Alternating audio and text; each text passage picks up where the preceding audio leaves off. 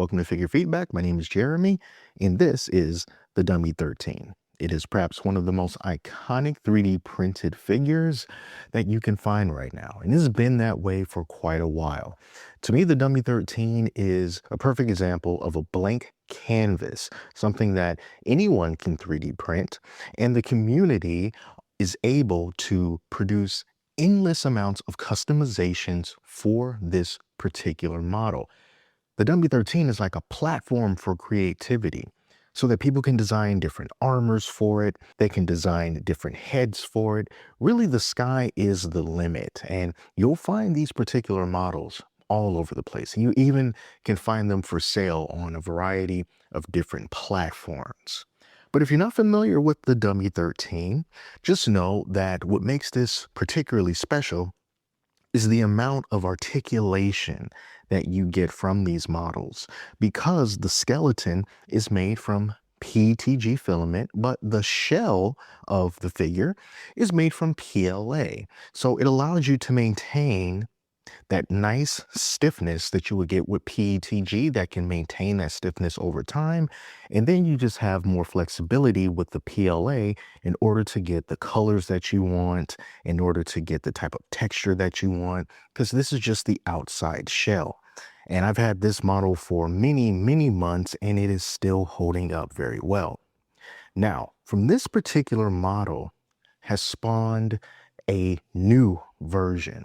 It is not the Dummy 13. It is instead called Carbon 13 right here.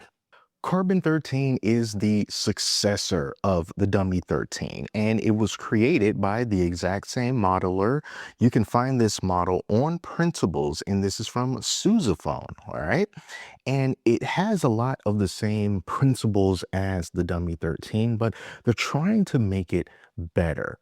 And you can see from this Dummy 13 model, it is scaled up quite a bit. So this is a scaled up version. This Carbon 13 is the regular 100% printed version. So I'm just going to move the Dummy 13 over to the side, and we can talk about Carbon 13 a little bit better. So with Carbon 13, you'll see that the main difference, at least visually, that you can see with this is that it has a more humanoid look. It has a much more sleeker, more sort of anatomically correct kind of a look for it. Whereas Dummy 13 looks more like a robot or an android of some sort, Carbon 13 definitely has a more human appearance. And just so I can get this out of the way, because I know some people are probably going to bring it up, the Carbon 13 is far more caked up than the Dummy 13. So just so you know, and this is for male and female models, by the way. So, all right, that's good. Now, the same principle still applies with this model in that the outward shell of it is going to be made from PLA, basically. Basically, any other filament that you want, with the exception of silk, because silk can be a bit too brittle for applications like this. And then the skeleton of the frame that includes all of the joints can be made from a sturdier, stiffer material like PETG, or you can do it out of ASA, for example. I used a red PETG for this, and then PLA for the outer shell. Now, one of the other big differences with this that makes it different from the Dummy 13, which personally I like, and I've seen that some people prefer the previous model to this one. Now, of course, this one will be iterated upon as time goes on to make it better. But what I like about this one is I found that it is easier to assemble than the Dummy 13, because so for example, the chest part of it already has these circular connection points already embedded into it that you would be able to clip the skeleton joints onto, as opposed to the skeleton needing to make up the entire part of the figure that's going to have some motion. So it results in less skeletal parts that you have to connect together. And to me, that just makes things a little bit easier. Here's another example of the bottom half. This is where the butt is, and you can see that it has right there that little circular point right there that you can connect to, as opposed to this just being completely hollow and basically being like a shell. So I like that about it, because it just helps to complicate things less. I was able to put this together in a faster period of time than it would take me to put together the Dummy 13 model.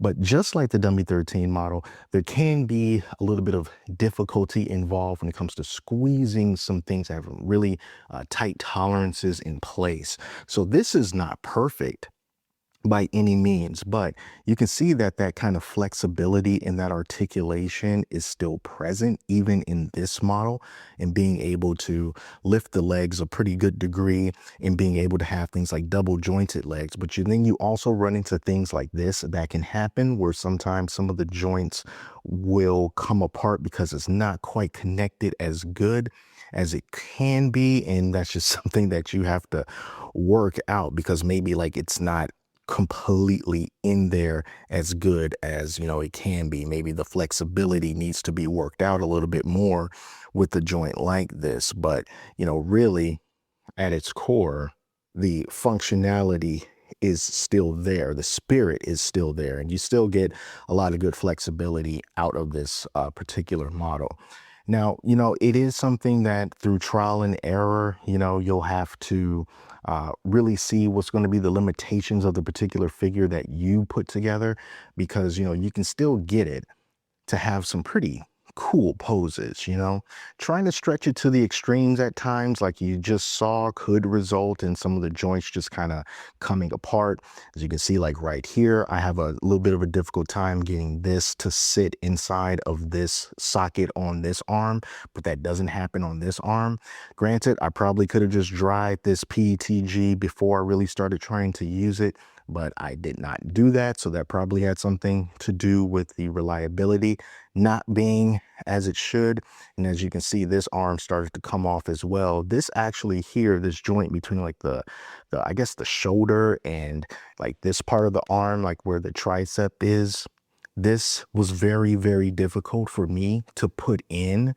And I got it in so that it can stay, but just manipulating it, it can just cause it to just sort of come loose at times. I know some people are just going to have the perfect experience with this particular model and say like, well, maybe you need to do this with your filament. Maybe you need to do that with your filament. Here's the ball joint right here for the head, in order for things to sit more securely. Maybe some people have to use a little bit of glue to make sure that the armor pieces stay attached to the joint and the joint still has the ability to move freely, and that might be something that you have to do. And that's definitely something that I would have to do with this particular model. But you can definitely see the spirit of what's there for what Sousaphone is doing with this Carbon 13 model, and as the successor to the Dummy 13 that preceded it.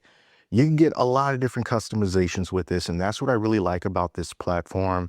But it will require you to just do a little bit more experimentation with the filament that you're going to use to make this up from, especially when it comes to the skeleton. Like for me, I definitely have to take care of the PETG, dry it out, and then hopefully maybe some things will be a little bit tighter, maybe a little less artifacting on the joints that can help it to stay together when I connect the different armor pieces onto it, things like that.